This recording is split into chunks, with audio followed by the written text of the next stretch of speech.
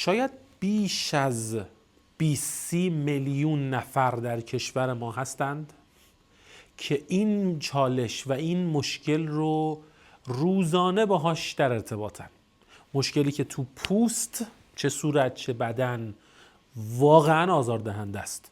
اسمش اگزماست و بعضا سالهای نفر رو درگیر خودش میکنه، ماهها درگیر فرایند درمانیش میشه و میلیونها تومان هزینه میکنه برای درمانش.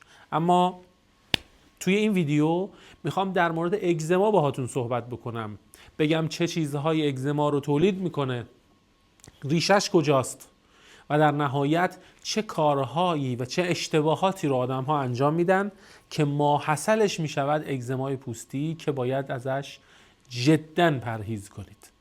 حتما این پست رو لایک کن و حتما کانال منو سابسکرایب کن، چون پر است از ویدیوهای به شدت مورد نیازت. ببین، یکی از اتفاقات مهمی که در سطح پوست ما میفته اگزما هاست. انواع اگزما هایی که پوست رو حتی عجیب و غریب به هم میریزه. بعضیاش همراه خارشه، بعضیاش همراه سوزشه، بعضیاش همراه با خونریزیه، بعضیاش هر ستا رو با هم داره، بعضیاش نه هیچ چیزی نداره، فقط پوست رو به هم میریزه. خب اینا مدل های مختلف و به قول معروف به هم ریختگی های حتی طبعی و مزاجی مختلفیه. اما توی فضای مزاجی اگر بخوایم در مورد اگزما صحبت بکنیم، باید بگیم که همه اگزما ها جمیعاً دلالت بر خشکی داره. وقتی خشکی توی آدم ها زیاد بشه، مخصوصاً خشکی در خون با همین کلمه حرف دارم، حالا بهتون میگم، مخصوصاً خشکی در خون افزایش پیدا بکنه، خون حکم انبار یه مغازه رو داره که وقتی انبار مغازه پر بشه از کیف چرم، خب کیف چرما میاد توی ویترین و ویترین پر میشه از کیف چرم دیگه. اگه انبار پر بشه از توپ چلتیکه، ویترین پر میشه از توپ چلتیکه. اگه انبار بدن که خون است پر بشه از افزایش خلط خشک، یعنی چی خلط خشک؟ یعنی سودا یعنی سردی و خشکی، یا صفرا یعنی گرمی و خشکی، توی خون افزایش پیدا بکنه، در ویترین بدن یعنی دقیقاً پوست تن و صورت خودش رو نمایش میده، با خشکی که تو چهره عیانه، با خشکی که توی عرض کنم خدمت شما که پوست عیان میشه، با خشکی اذیت کننده. شاید مراحل اول صرفاً خشکی پوست باشه، اما تو مراحل بعدی میشه دیگه اگزمای کلافه کننده. پس اگر بخوایم نگاه صرفاً مزاجی و طبعی داشته باشیم، میگم این فضایی است به علت افزایش خشکی برای شما اگزما عارض شده و این عارض شدن اگزما توی پوست باید ذهن رو به این سمت ببره که باید خشکی اصلاح بشه و خشکی کاهش پیدا کنه و هر چی که خشکی رو زیاد میکنه ممنوع بشه و هر چیزی که خشکی رو کم میکنه وارد لایف استایل و سبک زندگی بشه. اما یه نکته خیلی مهم، آیا خشکی فقط با غذا افزایش پیدا میکنه؟ آیا اگزما صرفاً با خوردن یه سری چیزها یا نخوردن یه سری چیزها به وجود میاد؟ نه. حتما پشت پرده یا حقیقت این اگزماها یه خبرایی هست.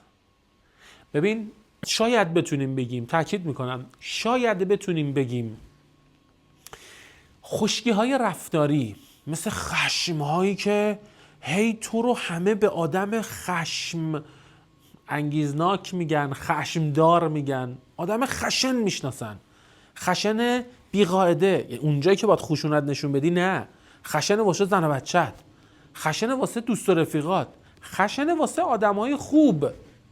این خشونت از خشکی میاد، خشکی که توی به قول معروف نفس تو جا خوش کرده، خشکی که توی ملکوت تو جا خوش کرده و شاید رفتارت خشونت باره اما تو جسمت داره به صورت اگزما خودش رو نشون میده.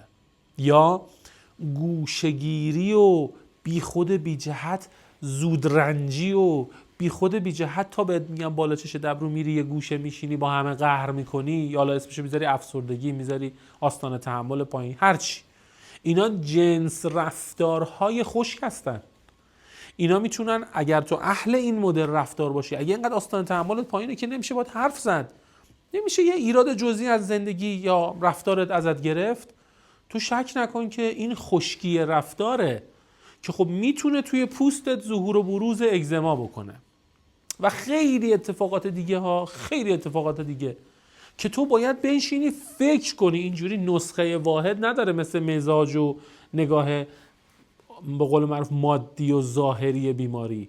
تو بعد ملکوتش یا حقیقت بیماری باید انسان خودش بشینه فکر کنه و چالش‌های نفسانیش رو بررسی کنه، ببینه ماجرا از چه قراره و اون اصلاحش کنه. من فقط 2 نمونه مثال زدم، تازه اونم یک فرضیه است، میتونه برای خیلی‌ها اینم نباشه، چیز دیگه ای باشه، ولی میخوام بگم باید ذهنتو به این سمت هم ببری. اگر داری میگی خشکی مزاجی، باید تو نفس هم بررسی کنی، ببینی که اون چه خبره و اونجا چی کار دارم میکنم که تو پوست خودشو داره نشون میده. پس اینو ببین، اونم ببین. حالا ممنوعه های این اتفاق چیه؟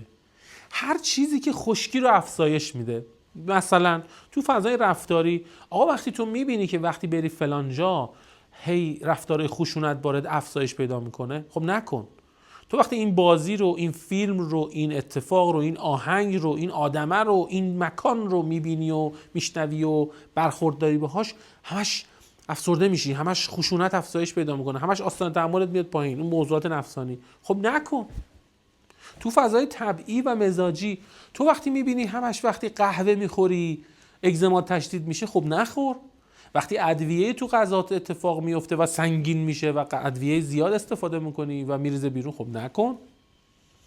و کلا خوراکی هایی که خشکی رو افزایش میده مثل ادویه‌جات جمیعاً این تیپیه، یا چای زیاد، چون چای میدونید مضره، قهوه هم همینطور، قهوه هم خشکی رو زیاد میکنه، چای مضر، ادرار آوره، یا تعریق اضافه میکنه، مثلا تعریق رو افزایش میده، لذا با وسیله از دست دادن این رطوبت ها خشکی تو بدن عارض میشه، بعد حالتو بدتر میکنه. یا مثلا بعضی ها خشکبار زیاد مثل بادوم زمینی یا کره بادوم زمینی، گردو، نمیدونم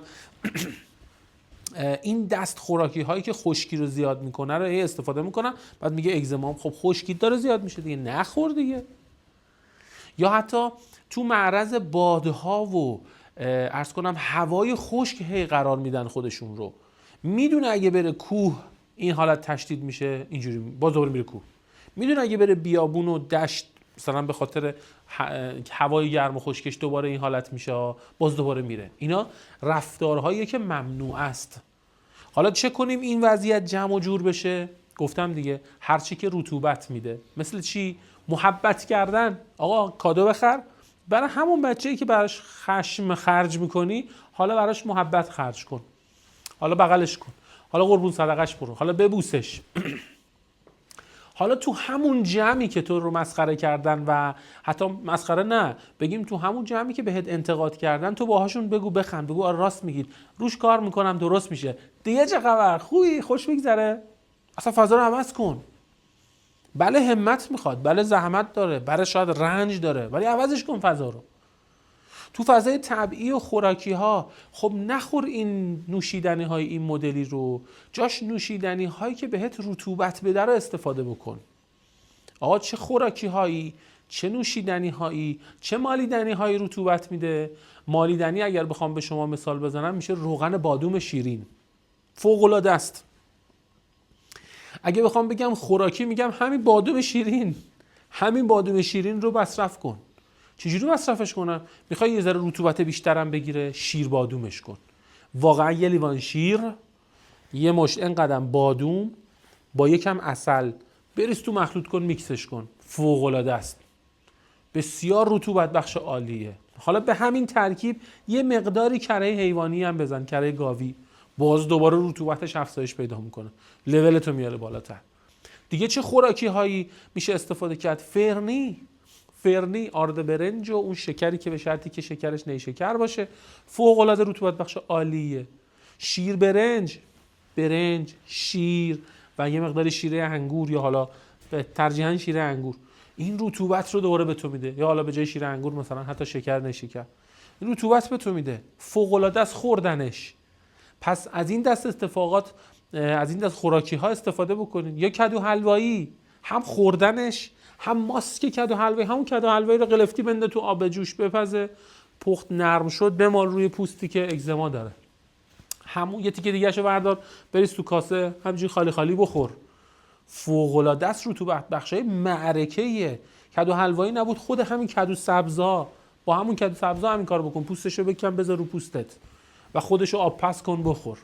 فوق‌العاده خواهد شد. به شرط نگاه جامع و کامل داشتن به اگزما تو اتفاقات مثبتی رو خواهی دید. پس یادت باشه هدف من از ضبط کردن این ویدیو این بود که حق نداری یه جنبه ای و یه سویه نگاه کنی به این ماجرا. هم باید مادی یا واقع گرایانه ببینی، یعنی همین مزاجی و اخلاقی و اینا، هم باید حقیقت گرایانه و ملکوتی و همون منظور رفتارها و نوع نگاهت و زاویه دیدت باید اصلاح بشه. جفتی با هم دیگه ببین و جفتی با هم برو سراغ اصلاح اگزمات، بعد ببین چه قدرتی پیدا میکنه این فرایند اصلاح و درمان.